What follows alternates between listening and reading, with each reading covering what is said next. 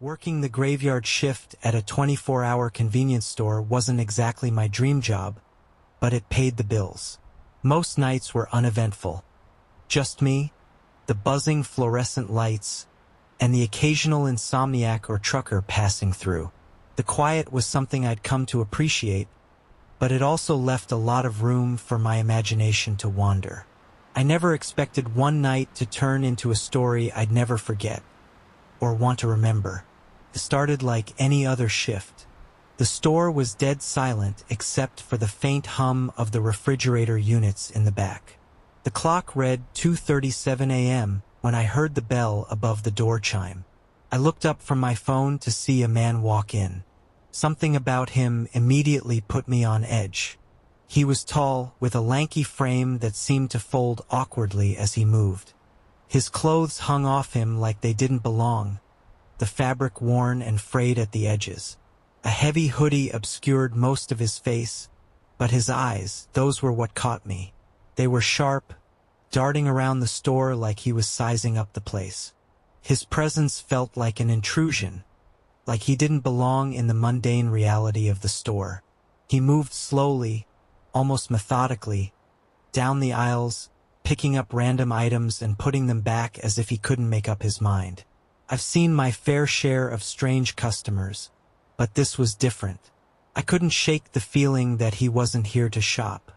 "Let me know if you need anything," I called out, forcing a casual tone. He didn't respond, just continued his slow pacing. Minutes passed, but it felt like hours. He finally grabbed a bottle of water and approached the counter. I scanned the item, glancing at him out of the corner of my eye. Up close, he smelled faintly of sweat and something else, metallic like rust. "That all for you?" I asked, trying to mask my unease. He nodded, but his movements were stiff, almost unnatural. As he reached into his pocket for cash, I noticed his hands. They were pale, almost ghostly, with dirt caked under his fingernails. My stomach tightened. "Rough night?" I asked, attempting small talk to diffuse the tension. He froze, his hand hovering over the counter. For a moment he didn't move or speak. Then, slowly, he looked up at me.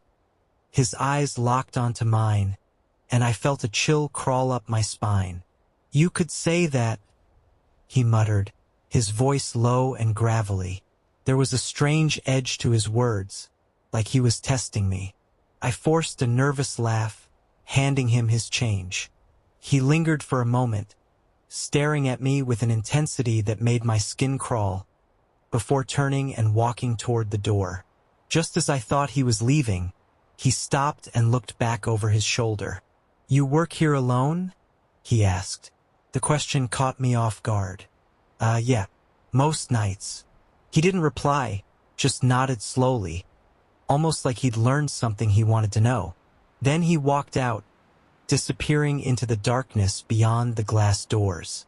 I let out a breath I didn't realize I'd been holding. Something about him felt wrong, but I told myself I was overthinking it. People are weird at 3 in the morning. It's just part of the job. Still, I couldn't shake the unease that clung to me like a shadow. An hour later, I was restocking shelves in the back when I heard it. The faint creak of the front door opening.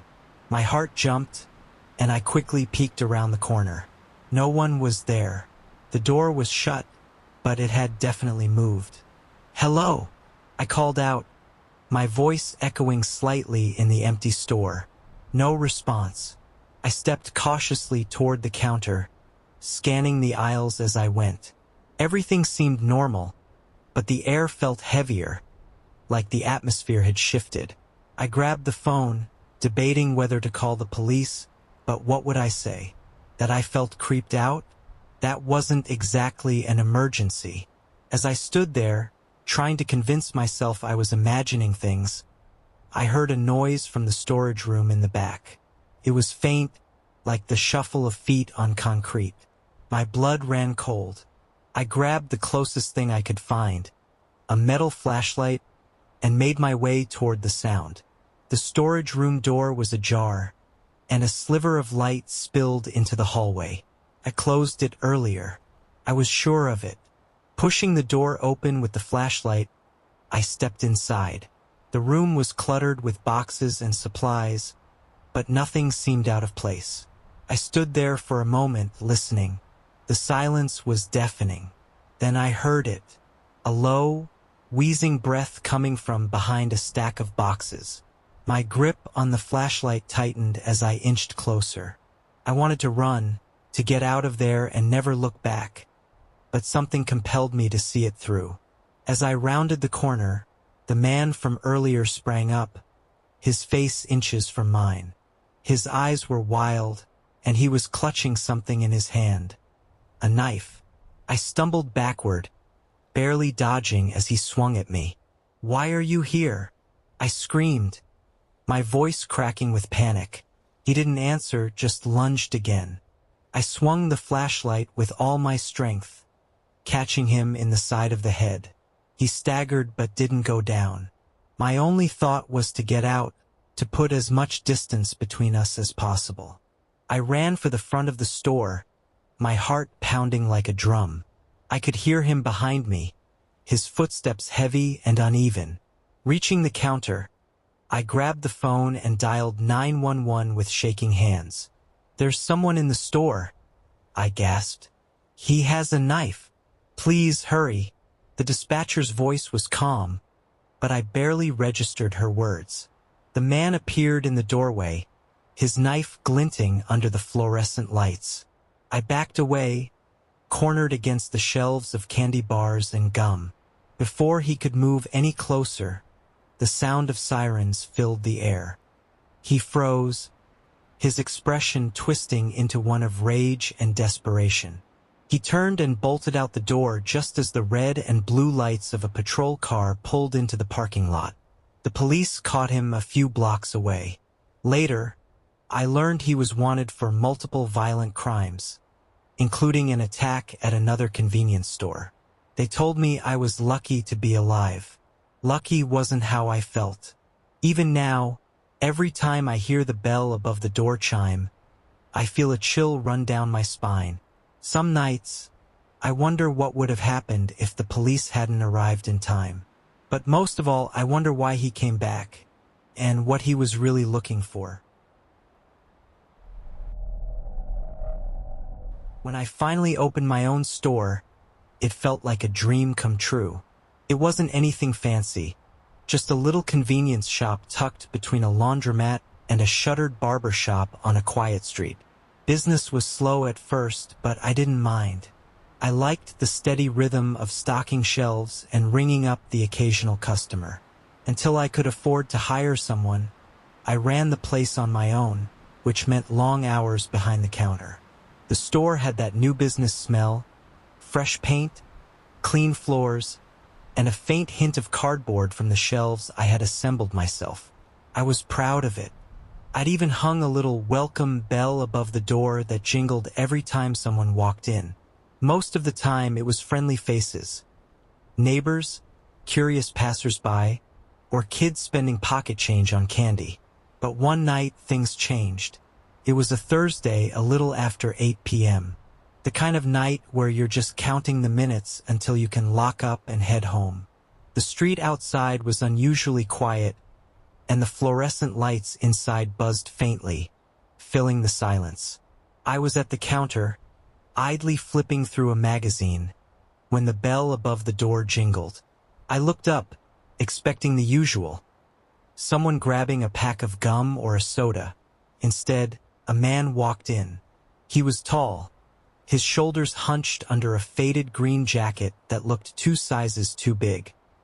His face was partially obscured by the hood he had pulled up, and his hands were shoved deep into his pockets. He didn't look at me as he entered, just shuffled toward the back of the store where the refrigerated drinks were. Something about him put me on edge. Maybe it was the way he moved, slow, deliberate, like he was trying not to draw attention to himself. Or maybe it was the way the door jingled twice, like he had hesitated before coming in. I tried to shake off the unease. After all, it was a public place. People came and went all the time. But as he lingered near the drinks, I couldn't help but watch him. He wasn't looking at the shelves, wasn't grabbing anything. He was just standing there. I told myself to stay calm. Maybe he was having a bad day. Maybe he was just indecisive. But my gut told me something was off. After what felt like an eternity, he finally moved. He grabbed a soda can and started walking toward the counter.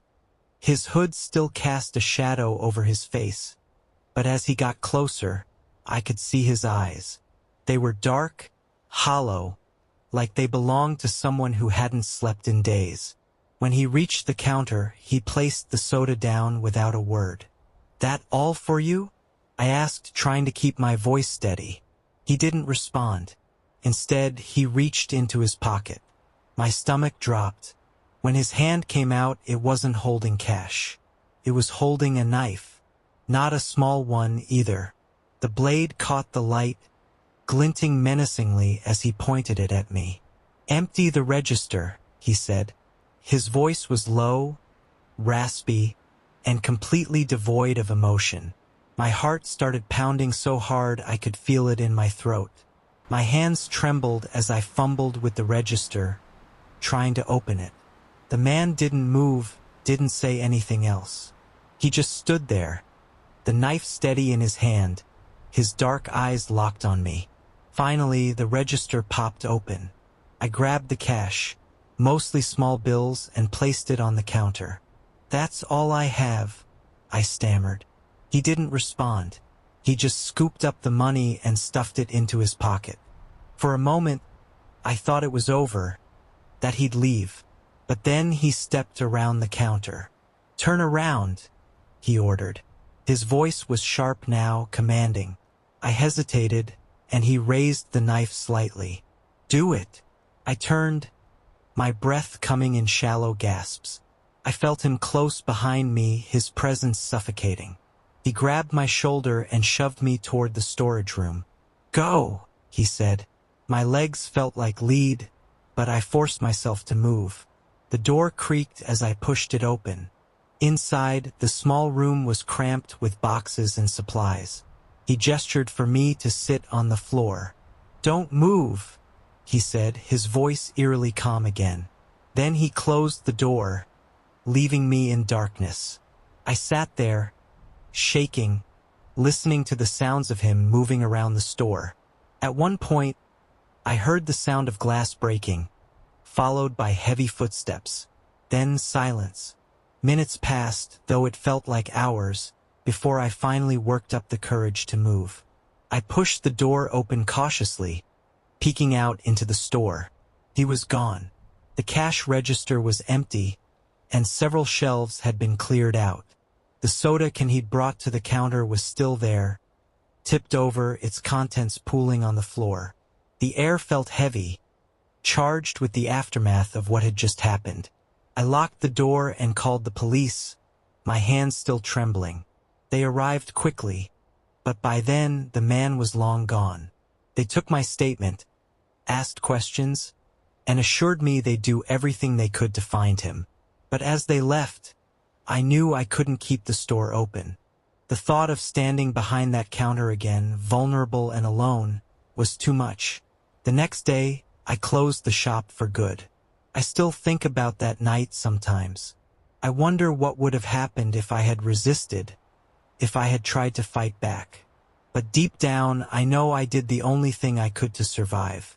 And though I'll never see that man again, his hollow eyes haunt me every time I close my own.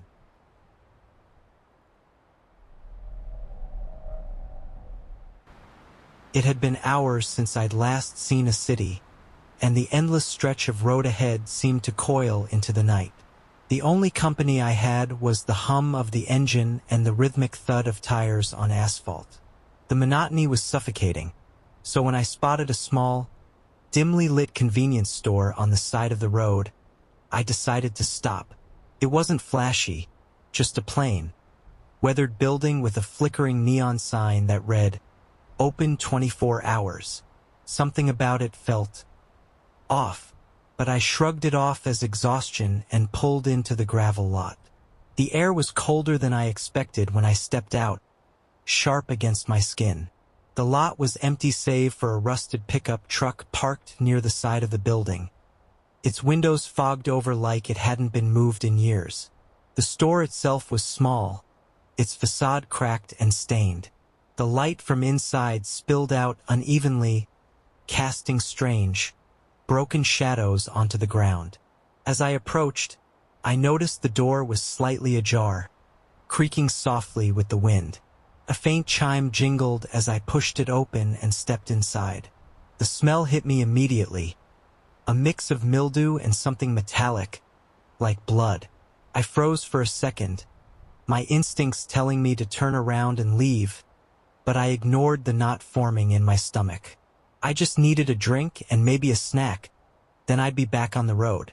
The inside of the store was worse than the outside. The shelves were haphazardly stocked with dusty cans and faded packaging. The fluorescent lights flickered overhead, casting a nauseating, strobe-like effect. Toward the back, an old counter stood with a cash register that looked straight out of the 1970s. Behind it, a doorway led into the darkness of what I assumed was a storage room. "Hello," I called out, my voice louder than I intended. It echoed strangely, like the room was larger than it appeared. No one answered. I waited for a few seconds before moving toward the coolers at the back. They were mostly empty, except for a few bottles of water and sodas.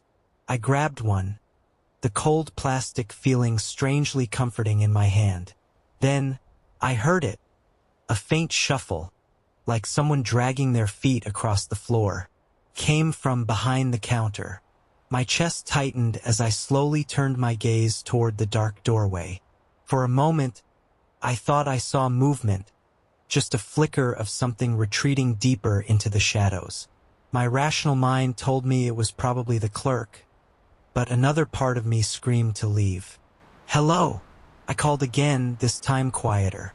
No response. I approached the counter, my footsteps echoing louder than they should have. As I neared the doorway, the air felt heavier, like the store itself was holding its breath.